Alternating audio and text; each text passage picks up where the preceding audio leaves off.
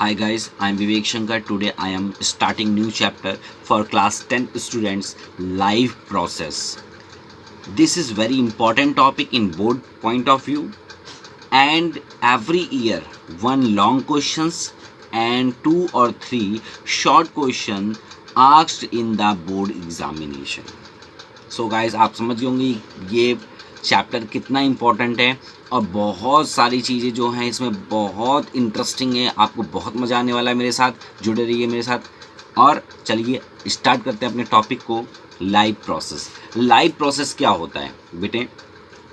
The process which maintain body functions and necessary for survival card life process. मतलब क्या मतलब है इसका कहने का? इसका मतलब है जो समझना बेटे, लाइफ प्रोसेस क्या है? ऐसे प्रोसेसेस जो लाइफ को के लिए बहुत ही ज़्यादा ज़रूरी होते हैं, जो लाइफ को के लिए बहुत इसेंशियल है, बहुत ज़्यादा ज़रूरी हैं। इस टाइप के जो प्रोसेस होते हैं, जस्ट लाइक न्यूट्रिशन, या कह सकते हैं रेस्पायरेशन, ट्रांसपिरेशन, है ना, transportation sorry, and excretions. These are the main life process. Without these process life can not survive.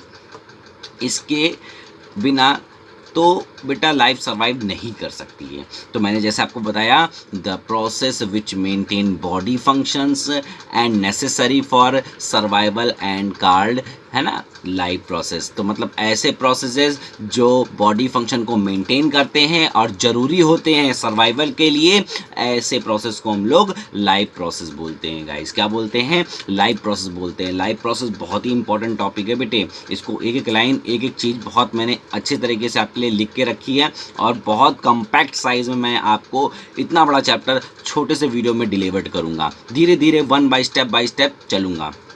देखिए दूसरी डेफिनेशन क्या है, मैंने देखिए और करके दूसरी डेफिनेशन भी लिख रखी है।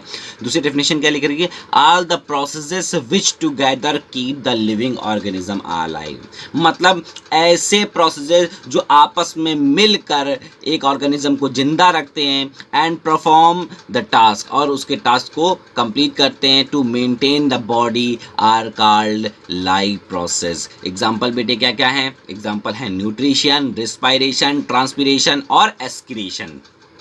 चलिए गाइस आगे बढ़ते हैं। इतनी बात आपको समझ में आई कि लाइफ प्रोसेस क्या है। आप मेरी सिंपल लैंग्वेज में भी समझिए कि लाइफ प्रोसेस ऐसे प्रोसेस होते हैं जिसमें ऐसे प्रोसेस जो जिंदा रहने के लिए या किसी ऑर्गेनिज्म को अलाइव रखने के लिए बहुत इसेंशियल होते हैं, बहुत ज़्यादा ज़रूरी होते हैं। विदाउट इसके बिना जो आपके कोई भी लाइफ सर्वाइव नहीं कर सकती है। जैसे अगर न्यूट्रिशन नहीं होगा, रेस्पायरेशन नहीं होगा, ट्रांसपोर्टेशन नहीं होगा, है ना, एस्किरेशन नहीं होगा, तो इसके बिना क्या रहेगा बेटा? आपका पूरा का पूरा, ध्यान रखिएगा, पूरा का पूरा लाइफ जो रहेगा वो स्टेबल नहीं करेगा, यानी वो एग्जिस्टेंस में नहीं आएगा। अगर ये प्रोसेस नहीं होंगे तो वो चीज़ जिंदा नहीं मानी जाती, मतलब वो अलाइव नहीं मानी जाती। इस चीज़ों को ध्यान में रखिएगा बेटे, ठीक है।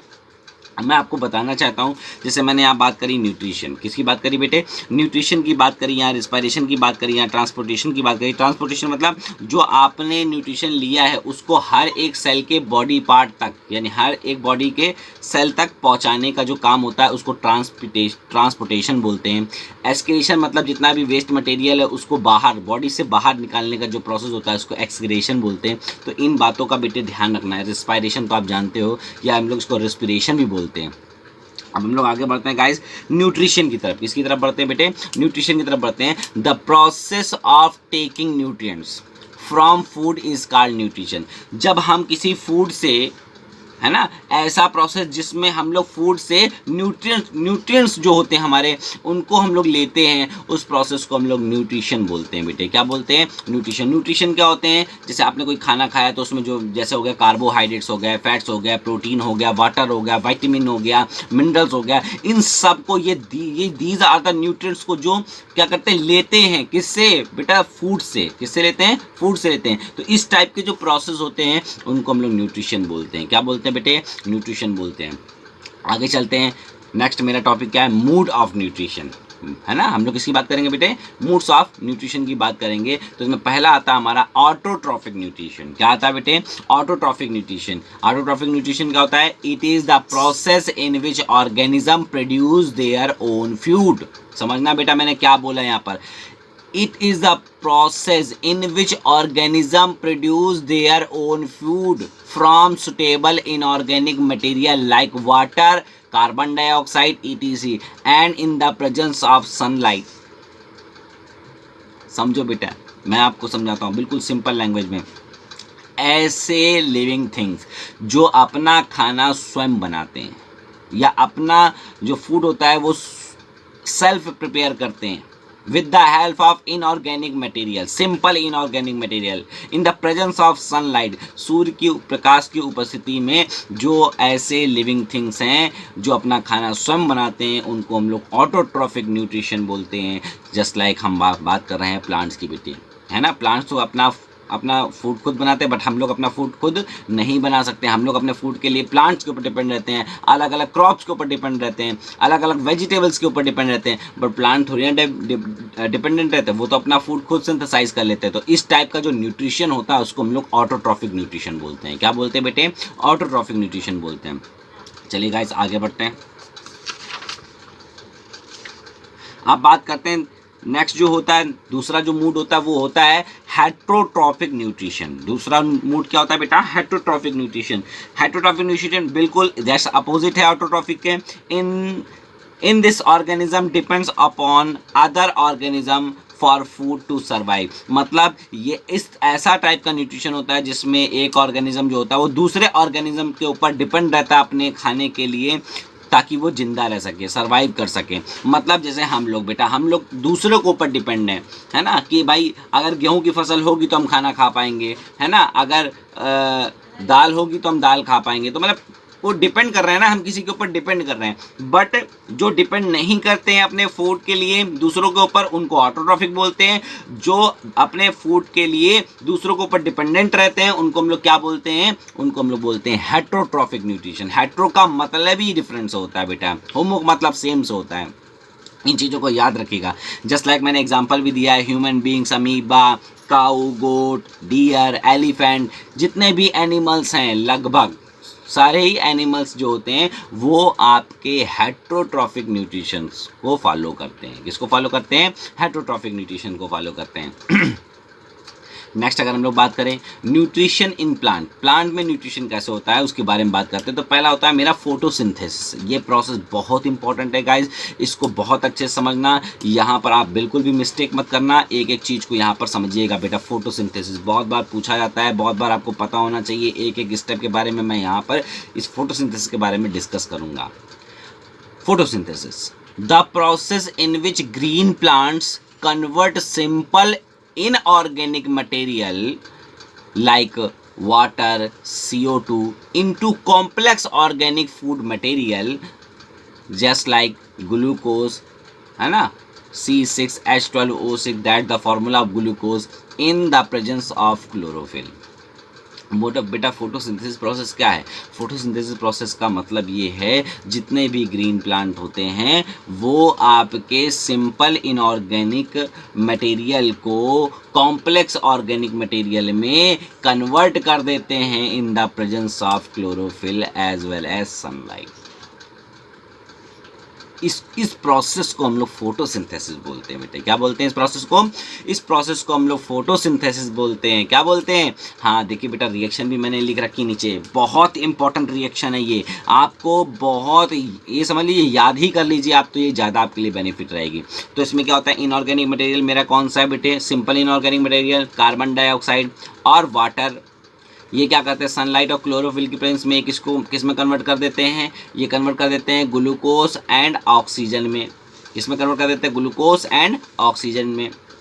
अब बात करते हैं event occur during the photosynthesis. भाई कौन कौन से इवेंट्स जो होते हैं वो होते हैं फोटोसिंथेसिस प्रोसेस के दौरान, उसको हम लोग ज़रा डिस्कस करते हैं, उसको ज़रा समझते हैं, एक एक लाइन को ज़रा क्लियर करते हैं। तो आइए जरा देखते हैं। पहला जो कह सकता हूँ इवेंट होता है, उसमें जो फोटोसिंथेसिस का जो इवेंट होता है उसमें क्या क्या चीज़ें हो रही होती है वो समझिएगा।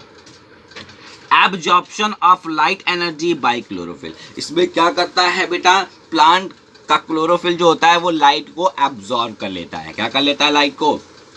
लाइट भी एक टाइप की बेटा एनर्जी है, इस एनर्जी को वो क्या कर लेता है, एब्जॉर्ब कर लेता है, और साथ में क्या कर देता है, conversion of light energy to chemical energy, और उसी वो लाइट एनर्जी को केमिकल एनर्जी में कन्वर्ट कर देता है। And the splitting of water molecule, और वाटर मॉलिक्यूल को क्या कर देता है, स्प्लिट मतलब तोड़ देता है। किसमें तोड़ देता है, हाइड्रोजन एंड ऑक्सीजन एटम्स में। किसमें तोड़ देता है, हाइड्रोजन एंड ऑक्सीजन एटम में तोड़ देता है। Reduction of carbon dioxide to carbohydrate, जो कार्बन डाइऑक्साइड होता है इसका रिडक्शन होकर वो किसमें कन्वर्ट हो जाता है बेटा, कार्बोहाइड्रेट्स में कन्वर्ट हो जाता है। कार्बोहाइड्रेट्स क्या होते हैं, जैसे ग्लूकोज, फ्रक्टोज, माल्टोज, लैक्टोज, है ना, रेफिनोज, जिनके लास्ट में जो वर्ड आ जाए ओज, जिनके लास्ट में वर्ड क्या आ जाए बेटा, ओज आ जाए, वो आपके कार्बोहाइड्रेट्स होते हैं। क्या होते हैं बेटा, आपके वो कार्बोहाइड्रेट्स होते हैं। समझना बेटा, कार्बोहाइड्रेट में ओज आता है, देखिए कैसे, glucose, fructose, sucrose, maltose, lactose, raffinose,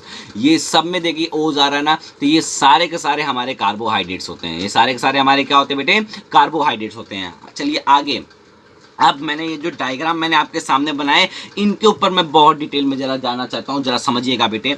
ये मैंने बनाया एक प्लांट, एक ट्री बनाया है, जो कि क्या करता है बेटा, जो कि फोटोसिंथेसिस प्रोसेस को अकर करता है। बट फोटोसिंथेसिस प्रोसेस कहाँ को मैं डिस्कस कहाँ करूंगा, उसकी लीफ के ऊपर डिस्कस करूंगा। ये देखिए मैंने लीफ बनाई है, आधी कटी हुई लीफ, यानी टीएस ऑफ लीफ मैंने यहाँ पर रखी हुई है। और ये जो आप पॉइंट देख रहे हैं, इस पॉइंट के बारे में डिस्कस करूंगा। देखिए आपको जब देखते हो तो आपको डबल लेयर मिलती है। जब आप किसी पत्ती को बीच से काटोगे तो आपको क्या मिलेगा बेटा, दो लेयर मिलेंगे, एक अपर लेयर होगी और एक ब्लो लेयर होगी, नीचे लेयर होगी। तो जो ऊपर वाली लेयर होती है उसको हम लोग क्यूटाइल बोलते हैं। क्या बोलते हैं बेटा, क्यूटाइल। क्यूटाइल के नीचे जो आपको सेल मिलती हैं, क्यूटाइल के जस्ट नीचे जो आपको सेल मिलती हैं, उस सेल को हम लोग एपिडर्मिस बोलते हैं। क्या बोलते हैं बेटा, बहुत ध्यान से आप पता करना।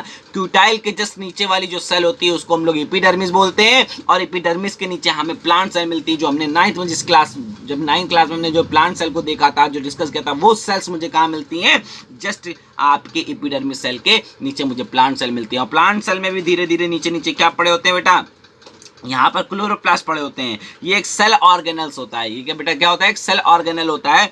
इसमें ही बेटा क्लोरोफिल क्लोरोप्लास्ट में ही प्रेजेंट होता है। किसमें प्रेजेंट होता है, क्लोरोफिल जो होता है बेटे, वो क्लोरोप्लास्ट के अंदर ही प्रेजेंट होता है। वही क्या करता है, लाइट एनर्जी को एब्जॉर्ब करता है। वही क्या करता है, लाइट एनर्जी को क्या करेगा बेटा, एब्जॉर्ब करता है, और बाद में कन्वर्ट कर देता है उसे केमिकल एनर्जी में। और वही एनर्जी काम करती है बेटा वाटर मॉलिक्यूल को ब्रेक करने में, ताकि जो वाटर मॉलिक्यूल है वो ब्रेक हो जाए हाइड्रोजन और ऑक्सीजन एटम में। इसी बीच क्या होता है, कार्बन डाइऑक्साइड कन्वर्ट कर दिया जाता है कार्बोहाइड्रेट्स में, यानी C6H12 और O6, जिसको हम लोग बेटा ग्लूकोज बोलते हैं। क्या बोलते हैं बेटे, ग्लूकोज बोलते हैं। अब मैं जरा आपको ये भी बता दूं कि भाई क्लोरोप्लास्ट की डेफिनेशन क्या होती है बेटा। अगर मैंने इसमें नहीं लिखा है, मगर आप अपनी कॉपी में जब लिखिएगा तो इस डेफिनेशन को जरूर लिखिएगा। हेडिंग डालिए क्लोरोप्लास्ट, डालिए बेटा हेडिंग क्लोरोप्लास्ट, CHLOROPLASTS, क्लोरोप्लास्ट लिखिएगा बेटा। There are the small organelles found in plant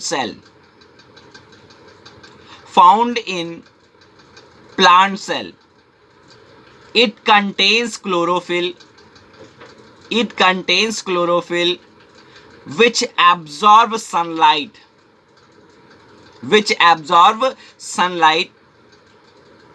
for photosynthesis। Guys फिर से मैं रिपीट कर रहा हूं, आप एक बार मिला लीजिए। These are the small organelles found in the plant cell. It contains chlorophyll which absorb the sunlight for photosynthesis। जैसा कि मैंने अभी पहले ही डिस्कस किया था कि बेटा क्लोरोप्लास्ट क्या होता है, एक सेल ऑर्गेनल होता है। यही सेल ऑर्गेनल के अंदर क्लोरोफिल प्रेजेंट होता है। यही क्लोरोफिल लाइट एनर्जी को एब्जॉर्ब करती है, और आगे के जो फोटोसिंथेसिस के जो प्रोसेस होते हैं उनको करने में ये हेल्प करती है। अब मैं अपने नेक्स्ट वीडियो में, अपने नेक्स्ट लेक्चर में मैं हेटेरोट्रॉफिक न्यूट्रिशन और ह्यूमन न्यूट्रिशन के बारे में डिस्कस करूंगा गाइज। तो please watch my video and like and subscribe my video, as well as thank you for watching my video.